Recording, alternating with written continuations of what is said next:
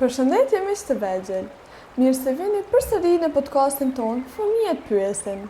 Unë jam Eriona dhe jam shumë e gëzuar që jeni me mua edhe sot, sepse kemi përgatitur diçka shumë të veçantë.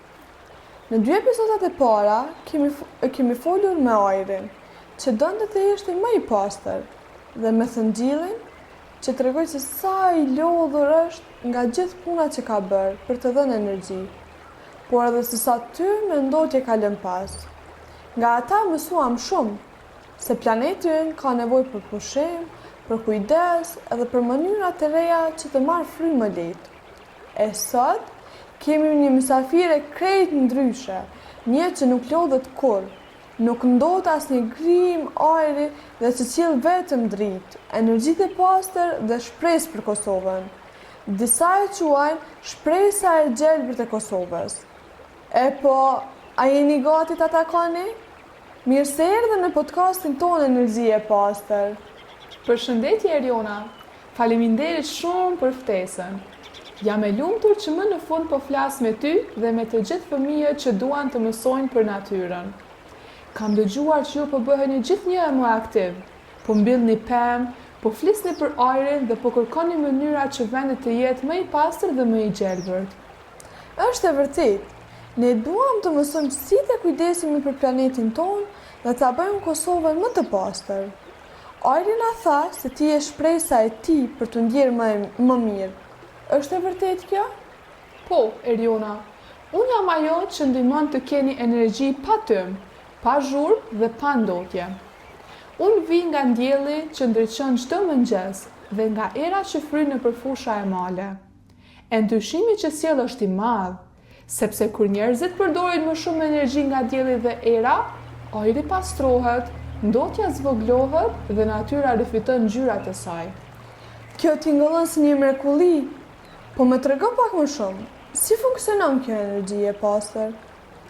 Kur rrezet e diellit prekin panelet diellore, ato e mbledhin dritën dhe e kthejnë në energji që mund të përdoret në shtëpi, në shkollë, në spitale dhe në fabrika.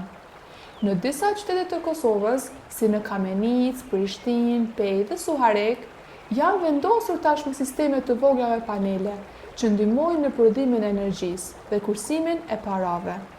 Dhe kur era rrotullon turbinat, ajo prodhon energji në mënyrë të qetë dhe të qëndrueshme, pa asnjë pikë tymi. E mendon dot Erion?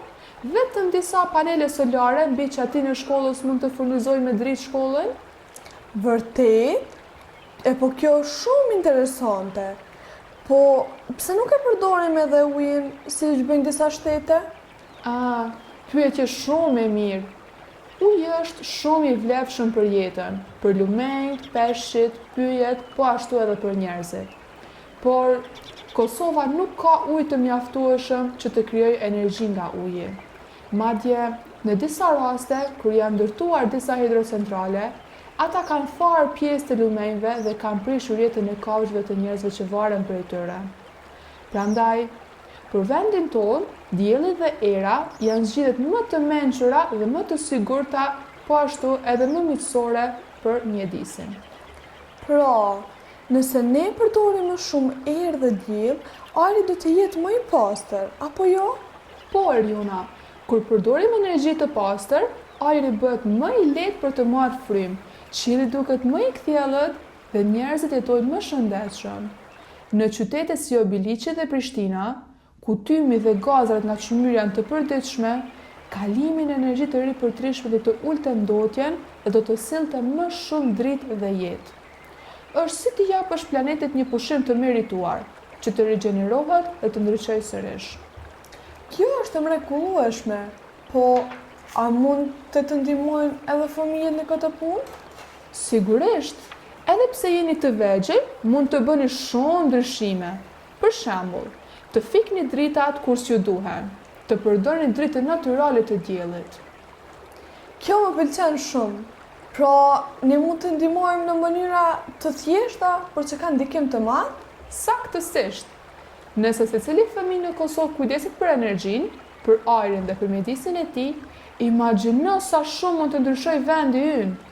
Një ditë, në vend të tymit dhe Thëngjillit, Do të kemi turbina që rrotullohen me erën e maleve të sharrit dhe panele që ndryshojnë me dritën e diellit të dukagjinit. Kjo do të thotë më shumë dritë, më pak ndotje dhe më shumë jetë për të gjithë. Wow, sa bukur! A mendon se një ditë Kosova mund të përdorë vetëm energjitë e ripërtrishme? Unë e besoj shumë këtë gjë. Kjo mund të ndodhë nëse ne të gjithë bashkohemi, fëmijët, prindërit, mësuesit, komunat, po ashtu edhe qeveria. Nëse ndërtojmë më shumë panele, më shumë turbina të erës dhe mësojmë të kursejmë energjinë, atëherë po. Kosova mund të bëhet një vend që ndryshon vetëm me energji të pastër, të gjelbërt dhe të pavarur. Ju fëmijët do të jeni brezi që do ta bëjnë këtë të mundur. Sepse kur mësoni që energjia e diellit dhe e erës është falas, e pastër dhe nuk mbaron kurrë, atëherë kuptoni që zgjidhja është shumë më afër se sa duket. Ne thjesht duhet ta zgjedhim. Faleminderit shumë që erdhe sot në podcast Energji e Pastër. Mësova shumë gjëra të reja dhe tani e di se çfarë do të thotë vërtet energji e pastër. Jam e sigurt që edhe fëmijët që po na dëgjojnë do të mësojnë më shumë për ty.